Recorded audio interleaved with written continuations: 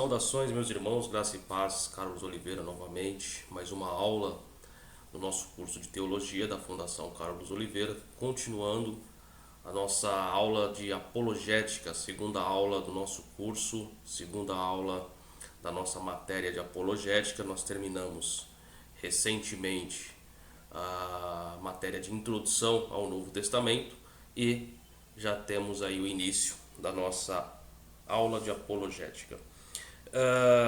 Eu quero aproveitar a oportunidade, antes de nós iniciarmos a aula, de mandar um abraço para o meu amigo professor Luciano, lá de Recife. Estivemos juntos essa semana e foi um prazer imenso ter estado com ele lá no Recife. Professor Luciano, forte abraço. O professor Luciano tem um canal também muito interessante, inclusive ele disponibilizou para nós algumas aulas de apologética que podem complementar também o nosso curso. Forte abraço, professor Luciano, e em breve nós estaremos juntos novamente. O nosso curso, como os irmãos que já nos acompanham sabem, é composto de 20 matérias fundamentais da teologia cristã e nós estamos aí chegando próximo da metade. Essa já estamos aí, acho que na sexta matéria. Nós já finalizamos a parte da teologia prática, já também terminamos a parte da teologia bíblica e agora a teologia apologética com essa matéria apologética e, consequentemente, nós vamos continuar com seitas e heresias assim que terminarmos a apologética. Você que não é inscrito no canal, se inscreva no canal. Se já é inscrito, divulgue o nosso canal, divulgue o nosso curso, divulgue esta plataforma para que muitas pessoas tenham acesso ao conhecimento. Nós vivemos um evangelho muito superficial, um evangelho onde as pessoas valorizam, infelizmente, isso é um problema cultural até, valorizam palavras rasas, palavras que não trazem transformação ou palavras que apenas são egocêntricas e não cristocêntricas. Nós observamos a cada dia que passa, e isso já estou falando em caráter de apologética, nós observamos que a cada dia que passa a teologia do coaching, a teologia da prosperidade tem tomado conta de algumas igrejas, infelizmente. É claro que igrejas reformadas são muito resistentes a esse tipo de teologia, mas infelizmente algumas igrejas têm adotado esse hábito, esse costume precipitado de interpretação egocêntrica da palavra de Deus. É só nós observarmos aí como que estão os nossos ou alguns dos nossos pregadores itinerantes que existem por aí, onde não há nenhum tipo de preparo teológico, científico, filosófico para poder dialogar a teologia e trazer uma palavra que realmente transforma vidas e não apenas palavras que transformam um momento da vida, que há uma grande diferença. Então, você que nos acompanha, essa é a segunda aula de apologética e nós vamos dar continuidade aqui de onde paramos da última aula, falando sobre a afirmativa dos católicos de que os evangélicos são hereges. Antes de nós entrarmos, como sempre, quero apresentar para vocês algumas obras que podem complementar o nosso curso e você pode adquirir essas obras. O primeiro livro que eu quero apresentar para vocês é um livro de Karl Barth e Oscar Cullmann, Batismo em Diferentes Visões. Essa obra aqui é uma obra bem interessante, da Fonte Editorial, tá? É um livro bem sucinto, Karl Barth e Oscar Cullmann, Batismo em Diferentes Visões, um livro interessante. Um outro livro que eu li recentemente e gostei bastante, bem interessante o conteúdo do livro, Tomé, Evangelho e Atos, de Antônio Sérgio Valente, também da Fonte Editorial. É um livro que você pode adquirir e são livros com custo bem acessível. Livros com custo bem acessível, então você pode adquirir essa obra aqui também, que é um livro que eu recomendo, onde trata e aborda alguns assuntos relacionados à apologética. E um livro de Jeremias Klein, Batismo e Rebatismo, também da Fonte Editorial, Batismo e Rebatismo, de Jeremias Klein. Outro livro sensacional, e são livros bem sucintos, e de custo acessível a você que gosta de uma boa leitura, e é sempre bom você ter na sua biblioteca. As pessoas falam muito, eu só leio livro de determinada editora. Isso é um erro crasso, um erro abissal. Você tem que ler livros, não importa a editora, não importa a confissão, você tem que conhecer. Quanto mais conhecer, melhor. Nós estamos aí terminando nossa biblioteca, e assim que terminar a biblioteca eu vou mostrar para os irmãos como nós estamos, ok?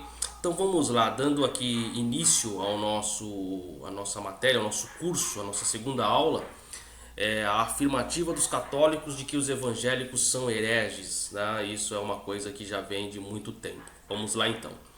Se analisarmos corretamente as palavras seita e heresia, examinarmos a Bíblia e verificarmos os fatos históricos com atenção, daí a necessidade de estudarmos a história da igreja, e nós vamos estudar a história da igreja também na parte de teologia histórica, veremos que na verdade os protestantes ou evangélicos não criaram novas doutrinas, falsificações ou cerimônias estranhas aos ensinamentos do Senhor Jesus Cristo, ou seja, doutrinas que não estão na Bíblia. Ou seja, a afirmativa de que os cristãos protestantes criaram novas doutrinas caem por terra, até porque se nós quando estudarmos a história da igreja, nós vamos observar as denominações que se distanciaram de uma teologia saudável, de uma teologia pura, de uma teologia bíblica. E aí nós teremos a oportunidade de descobrir como houve essas divisões, como houve essas dissensões, esses disparates referente à doutrina, ao dogma propriamente dito, e aí sim verificarmos quem de fato se distanciou ou distorceu as doutrinas fundamentais da Bíblia, mas posso te afirmar que não foram nós protestantes. E assim, qualquer pessoa em sã consciência, sincera diante dos homens e de Deus, pode concluir que os protestantes ou evangélicos que têm a Bíblia como real e integral ponto de referência para a sua fé são os verdadeiros cristãos, isto é, sem nenhuma doutrina nova, seguindo e ensinando a religião do Senhor Jesus, sem nenhuma modificação nem acréscimo, exatamente como se encontra na Bíblia, que é uma só. Cristão significa seguidor ou discípulo do Senhor Jesus Cristo, que faz o que ele manda, e este nome nasceu em Antioquia, ou alguns falam Antioquia, pelo ano de 43 do nosso Senhor, ou pós Jesus Cristo, e foi dado aos discípulos de Cristo pelos seus inimigos em sinal de desprezo, e está registrado em Atos capítulo 11, versículo 26. Não só os católicos, mas muitas outras religiões taxam o evangélico, o cristão protestante como herege, ou como aquele que se distanciou da sã doutrina. E há um aspecto muito importante quando essas pessoas afirmam isso, que quando nós observamos o contexto histórico, nós observamos que muitas lacunas foram preenchidas, ou seja, perguntas que muitas pessoas não conseguiam responder, essas outras religiões responderam com seus achismos, suas imposições, seu tipo de legalismo, levando com que as pessoas se sentissem mais esclarecidas referente a alguns temas da Bíblia, referente a algumas passagens bíblicas. Por exemplo, essa teoria de terra plana, essa teoria a terra parou ou não parou, as questões concernentes à divindade ou humanidade de Jesus Cristo com relação à trindade, triunidade, triteísmo, referente ao teísmo aberto, com a ideia de que Deus não tem o pleno conhecimento do futuro, como algumas denominações, inclusive sim, evangélicas, elas acabam cedendo a esse tipo de teísmo aberto, referente a algumas questões quanto à salvação ser limitada a algumas pessoas que Deus escolheu, ou se são a todos, como é defendida pela heresia do universalismo, e nós observamos que a palavra de Deus é bem clara com relação a essa questão, porque muitos são chamados, mas poucos serão escolhidos. As pessoas tendem a achar que todo mundo é salvo, que todo mundo vai para a glória, que todo mundo vai ser arrebatado, que todo mundo vai ser transformado, que todo mundo vai estar ao lado do Senhor, mas não é isso que a palavra de Deus nos apresenta. Então, o universalismo, que é defendido inclusive por algumas igrejas evangélicas atual, elas também caem por terra referente ao conceito de que o universalismo acredita que todos, sem exceção, sem tipo de transformação ou de mudança de vida, serão salvos. E o universalismo, infelizmente, é muito pregado, é muito apresentado, não só em denominações católicas, algumas, como também, infelizmente, em denominações cristãs, e são uma heresia sem precedentes. Não somente essa questão do universalismo, como também a questão do unicismo, ou aqueles que aderem ao conceito unicista, referente de que só há um Deus e que Jesus Cristo ou o Espírito Santo são manifestações de partículas de Deus, podemos assim dizer, ou extensões de Deus, mas que não representam ou que não são Deus de fato. E os unicistas, inclusive, grupos de louvores famosíssimos que têm músicas que são cantadas em inúmeras igrejas, que não creem nessa ideia do unicismo, elas acabam se tornando referências para muitas pessoas, e infelizmente pessoas que não têm conhecimento, não têm leitura, não têm instrução, não têm acompanhamento, não têm discipulado, acabam indo por esse caminho sem saber inclusive o que é unicismo. Como tem pessoas que me assistem aqui que nunca ouviu essa palavra unicismo ou unicista. Por exemplo, como é sabido de todos que o grupo Voz da Verdade é unicista, ou defendem a tese unicista. Então, nós temos que tomar muito cuidado referente a alguns conceitos e alguns posicionamentos com relação à palavra de Deus. E esse conceito de que os católicos entendem que nós cristãos somos hereges, infelizmente, por conta de algumas denominações, eles acabam tendo certa razão, porém não em sua totalidade, porque há muitas igrejas cristãs sérias e com comprometimento com a palavra de Deus. Referente à missa, tá? Os católicos entendem que nós somos hereges, vamos falar um pouco aqui da questão da missa. A missa substituiu o culto cristão no ano de 394. Então existiu o culto cristão, o culto que nós conhecemos hoje, essa liturgia, e que naquele período a igreja substitui o culto pela missa. Isso logo após o reconhecimento do império da igreja cristã ou do cristianismo como a religião do império, isso logo após a pseudo-conversão do imperador Constantino. E tornou-se sacramento a partir do ano de 604 com Gregório ou São Gregório.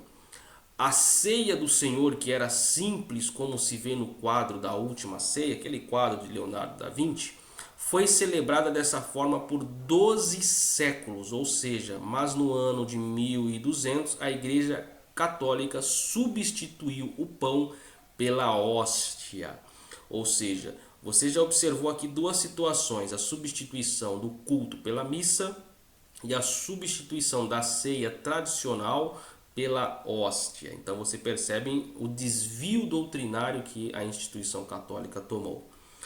A ceia cristã sofreu uma agressão quando no Concílio de Roma, nos anos de 1215 e 1216, isolou as palavras figuradas de Cristo: isto é meu corpo e isto é meu sangue.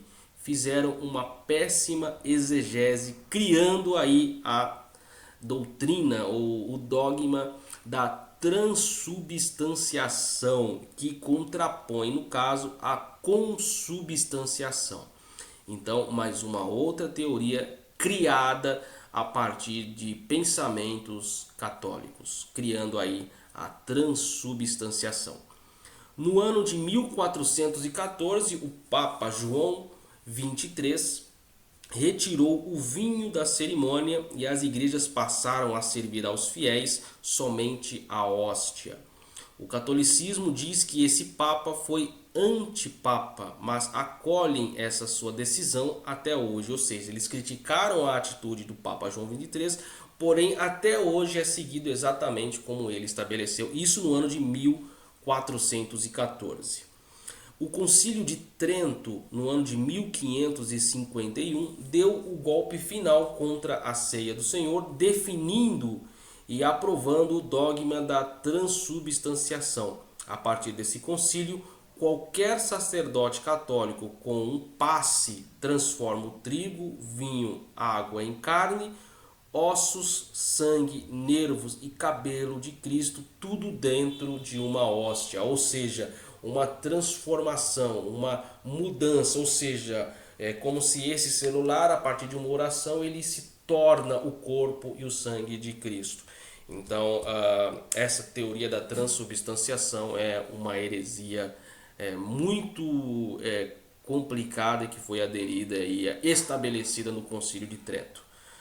Outra questão, a palavra Eucaristia, significação de graças. Até hoje os teólogos católicos desentendem entre si sobre a aplicação desse termo no Santíssimo Sacramento.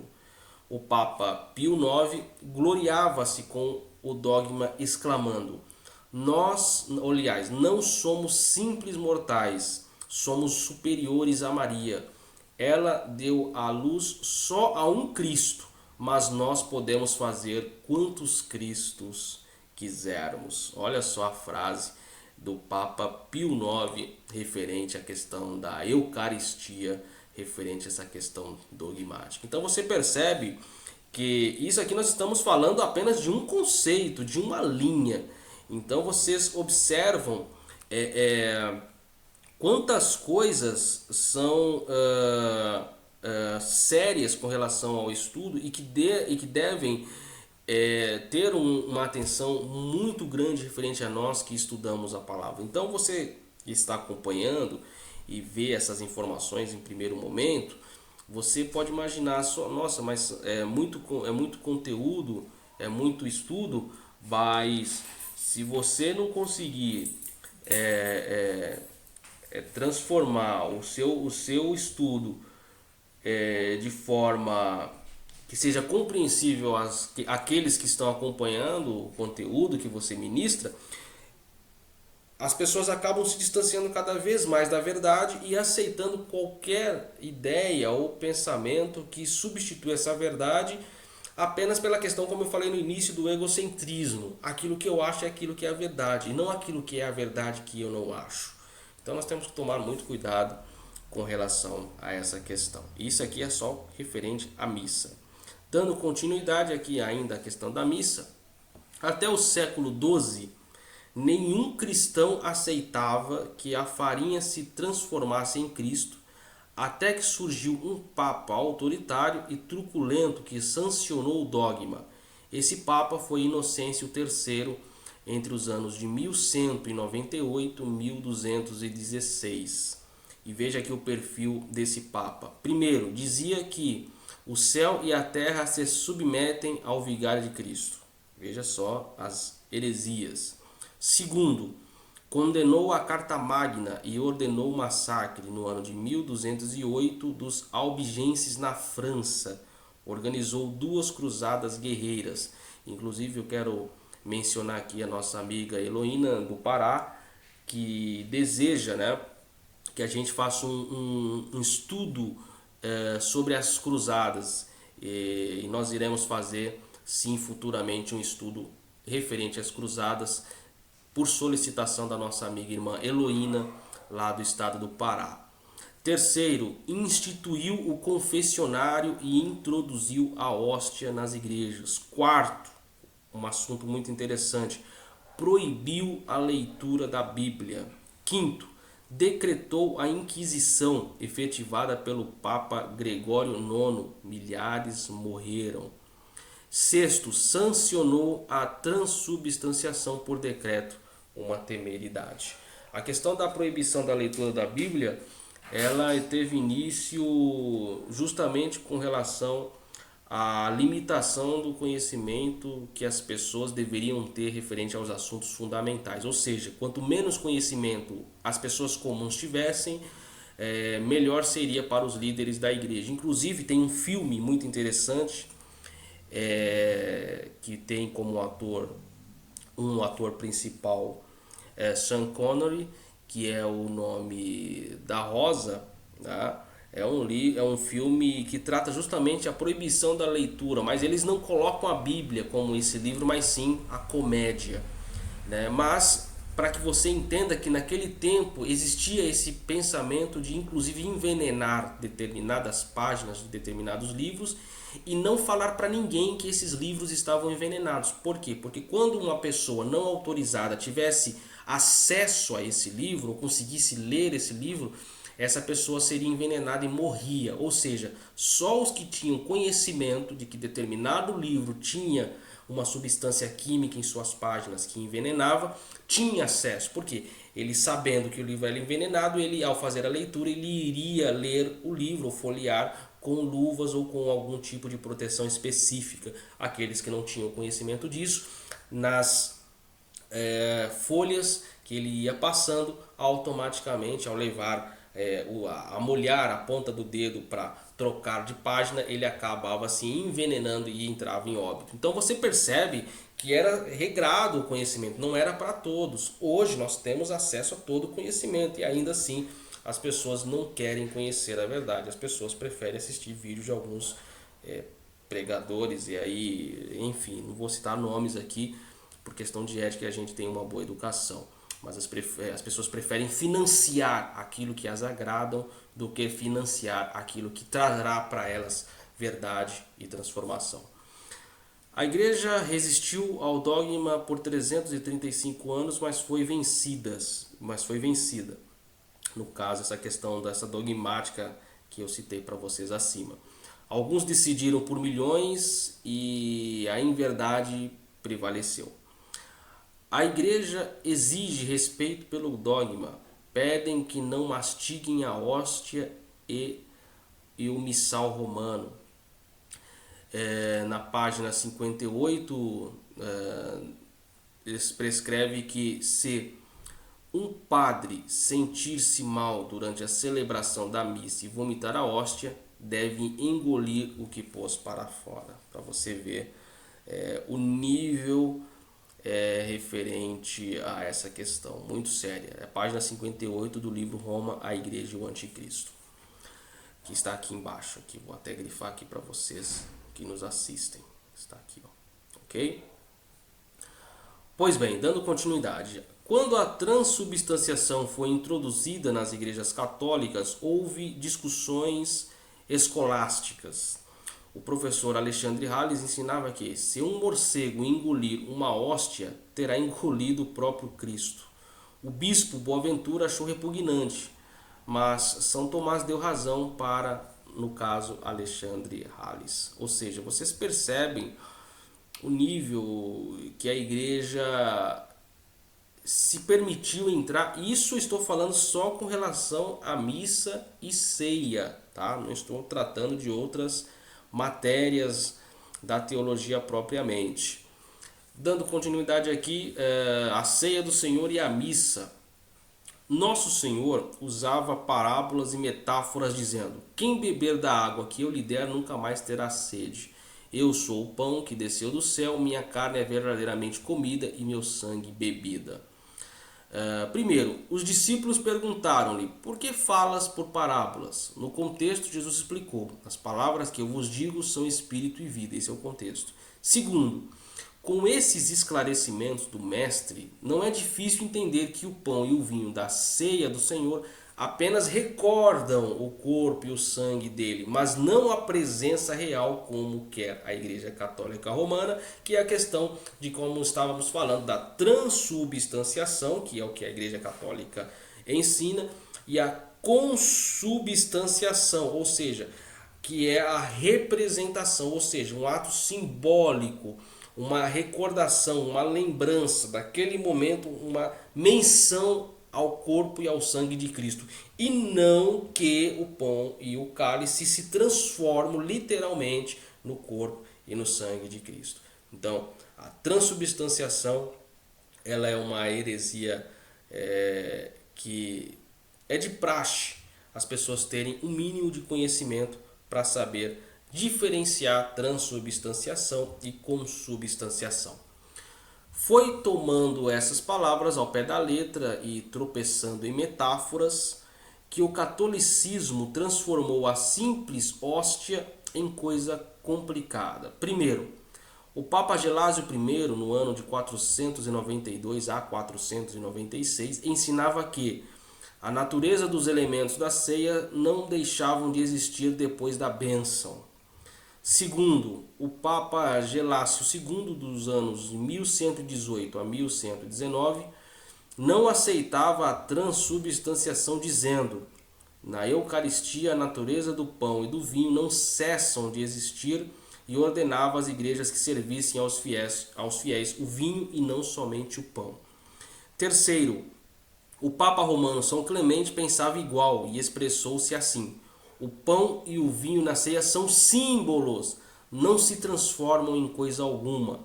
Quarto, Albertino cita Pio II como discordante também, ou seja, muitos papas discordavam da ideia da transubstanciação, dizendo que o ato da ceia era simbólico e não que havia uma transformação genuína, como nós observamos aqui. Ou seja, nem todos os papas aceitaram ou aceitavam essa ideia da transubstanciação.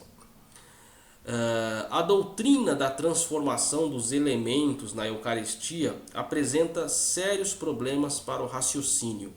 Se Cristo disse para celebrar a ceia até que eu venha, não pode estar presente. Se vem, não está. Isso é uma questão exegética, né? Se ele diz até que eu venha, então como no momento da transubstanciação, que a Igreja Católica ensina, ele está presente, né? Então há um erro muito primário de exegese referente a essa afirmação da transubstanciação.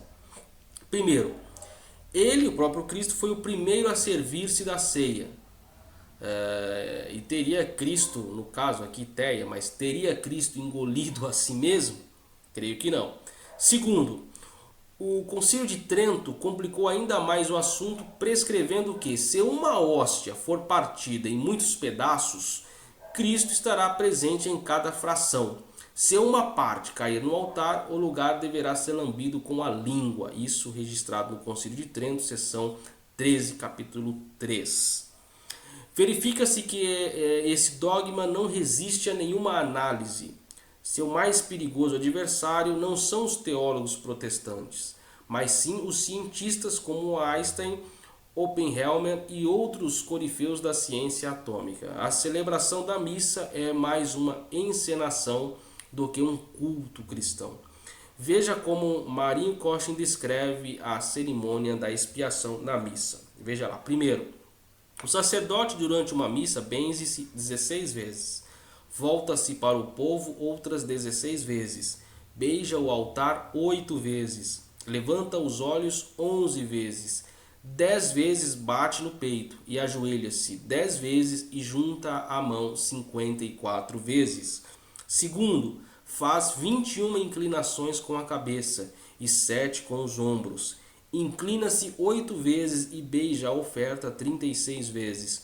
Põe as mãos sobre o peito 11 vezes e 8 vezes olha para o céu. Faz 11 orações em voz baixa e 13 em voz alta. Descobre o cálice e o cobre de novo 5 vezes e muda de lugar 20 vezes. Talvez foi por isso que Jesus disse: vinde a mim, eu vos darei descanso. A transubstanciação romanista é pura ilusão e não pode ser aceita por nenhuma inteligência esclarecida e alimentada pela leitura das Sagradas Escrituras. Por isso que é interessante você ler esse livro Batismo e Rebatismo, e referente a essa questão aqui, batismo em diferentes visões.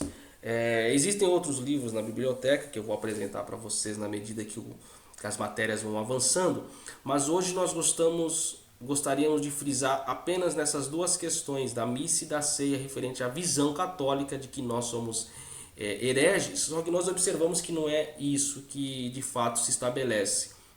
E nós citamos apenas dois conceitos ou duas questões: a missa ou o culto e a ceia do Senhor. E não vamos nem entrar na questão do mérito de que algumas denominações, inclusive cristãs evangélicas, falam Santa Ceia, né?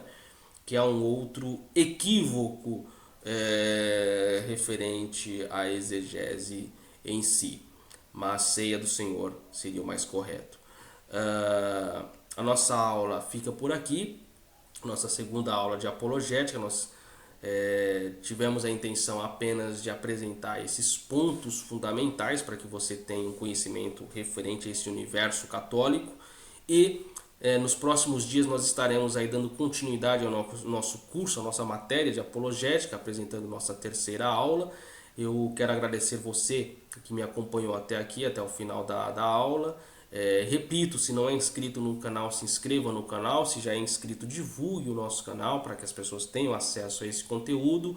Você que faz parte do nosso grupo Sala no WhatsApp vai receber, no término dessa matéria, vai receber essa apostila. E também você pode acessar o nosso conteúdo pelo nosso site www.pastorcarlosoliveira.com.br, e lá você terá acesso a todos os nossos livros, como você vê aqui no vídeo, como também estudos e questões referentes às nossas demais redes sociais. Fico muito feliz por você que tem nos acompanhado e espero que você continue conosco nas nossas próximas aulas. Uma parceria Fundação Carlos Oliveira e a editora Educação Cristã. Que Deus lhe abençoe grandemente e até a nossa próxima aula, permitindo Deus.